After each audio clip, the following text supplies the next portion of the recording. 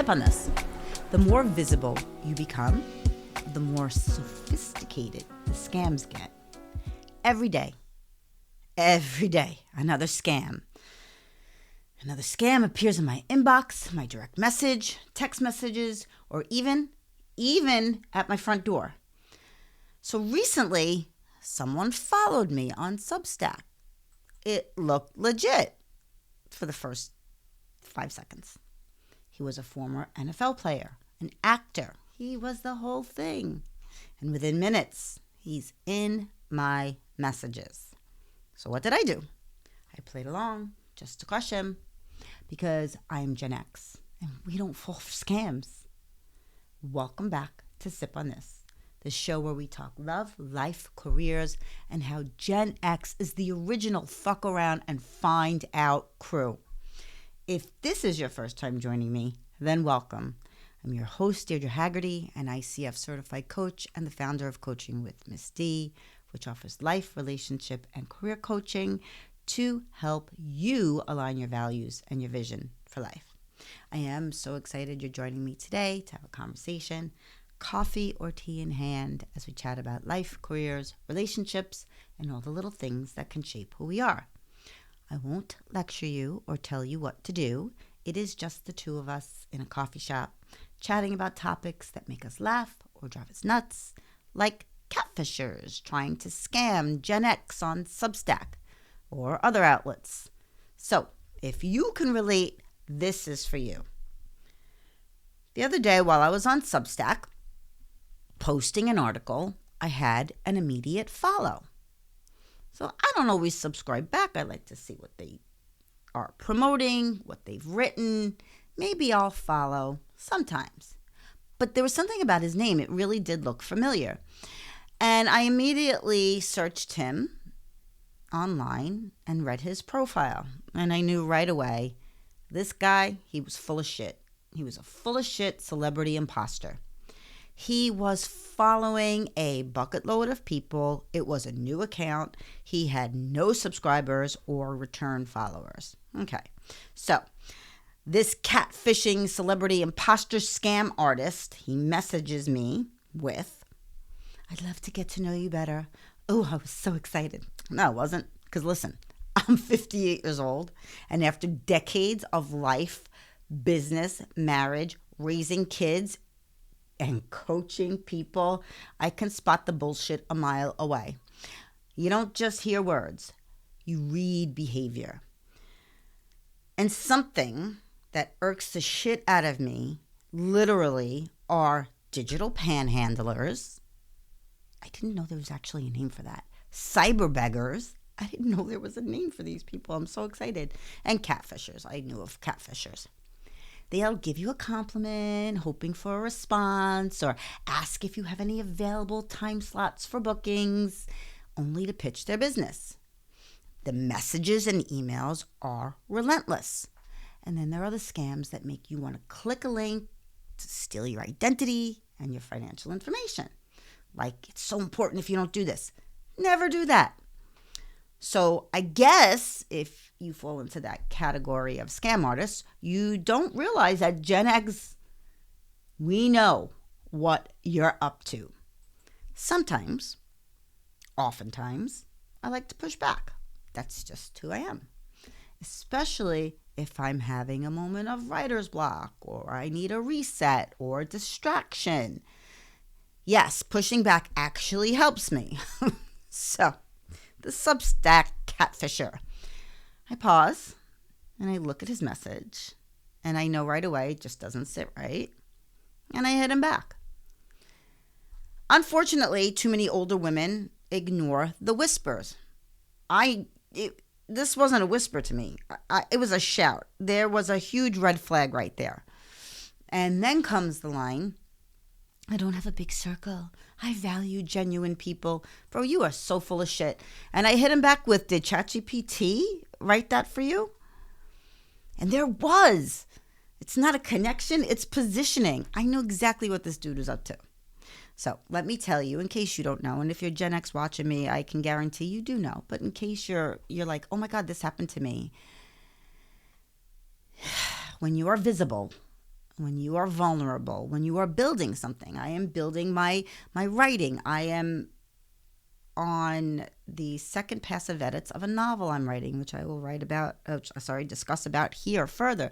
I have a coaching business, and I'm promoting my coaching business through these podcasts. So I am visible. I'm visible on social media. I'm visible on YouTube. I am visible on Substack. What happens when that visibility increases, you become attractive to two types of people. Either people who want to grow with you, and I've met such lovely people on Substack who are truly supportive. And then there are those people who just want to use access to you, to your financial information, to your identity. The difference is their behavior, so not the words. So I said to this guy, after baiting him for a little bit because he thought he was baiting me, I was literally just baiting him. I coach people for a living. I read behavior for a living too. This feels off. If it's really you, verify it through your official platform. If not, then take care, because now I'm just kind of done messing with him. And then when he couldn't verify it, and he said his management team, they do that for him. He created this separate account. I'm like, all right, I'm done messing with you. So I told him, the Gen Xers on Substack, especially the female Gen Xers, they'll eat him up alive. And then I thanked him for the information he was providing me, for an article I was writing, and this subsequent podcast. He blocked me. And that's it. Because here's what I know for sure. You do not build a second act by ignoring your instincts to make someone else comfortable. You build it by trusting yourself faster. So, to add to this, because this just happened the other day, something happened last night. Now, I'm noticing on the news a trend in robberies and scams, and how there's this huge uptick. Maybe it's the economy. I'm not discussing any of that.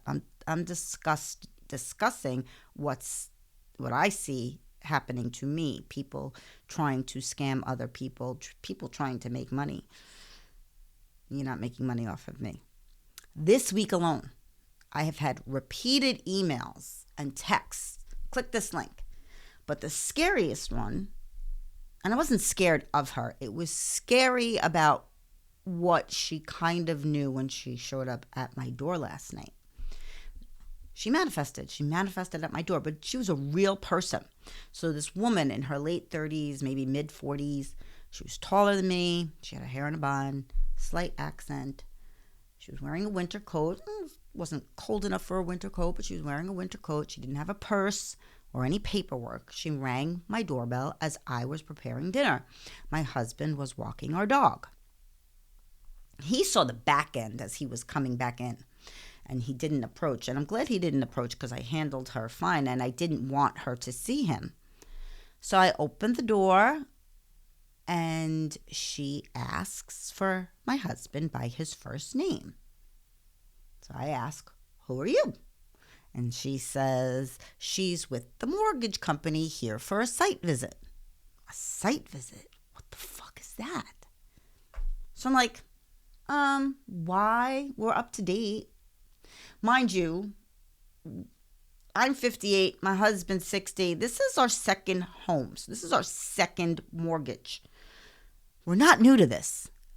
So she answers, the mortgage company requested it. I'm like, I said, interesting. Okay. I never received an email or any kind of mail telling us that they're requesting a site visit. I didn't request refinancing. We're not doing any of that where they would come and reassess. Nothing. So I asked her, where is your documentation? Do you have any ID? So she said, well, they're going to send me they're going to email me afterwards. And right away, immediately, not that there weren't thousands of red flags flying already. Right away, she says, I'm not trying to get your information. I'm like, okay, where's your ID? So now she's rummaging through her pocket and she picks out a wad like this. And if you're listening to me, you can't see. I probably have about 2.5 inches of my hand spread. She has, I don't even know how many cards there, and she's fumbling through them. And there it was, right? Her scam revealed. Novice. I should have offered her coaching on how to be a better criminal. But anyway, so I asked, okay, because she's not giving me any ID. She has no paperwork. Everything she's saying is just red flag, red flag, red flag. I said, what's the name of the mortgage company? She says, Rocket Mortgage or Mr. Popper. I said, you don't even know which mortgage company? Mind you, neither of those are my mortgage companies.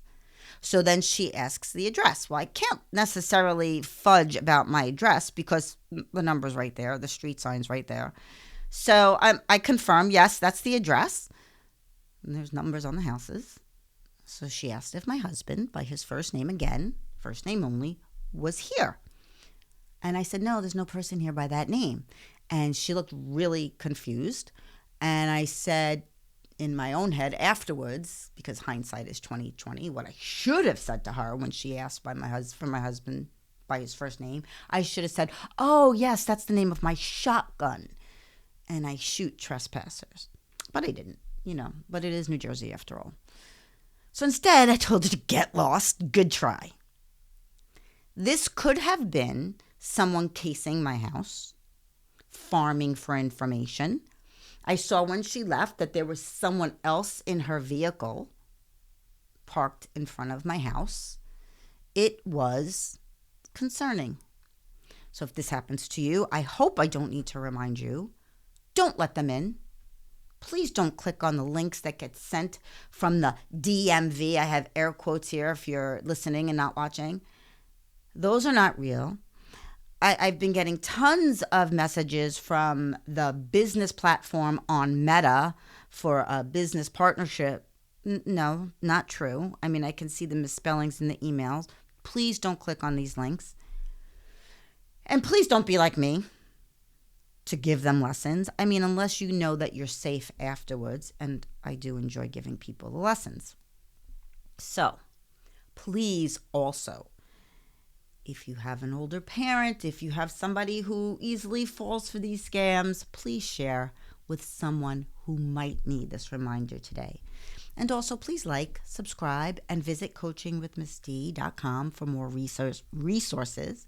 And don't forget, Mother's Day is coming. If you believe a coach can help someone you love, I have gift cards available on my website that can be put toward coaching sessions, along with great gift ideas, such as mugs, my journal with a cute little message that says, embrace your unique journey, and scented soy candles that also have that beautiful little message, because we're on a beautiful journey. So until next time, keep sipping, trust your gut, and remember to live your life and shut that door on the scammers. Live your life as your authentic self, your version, no one else.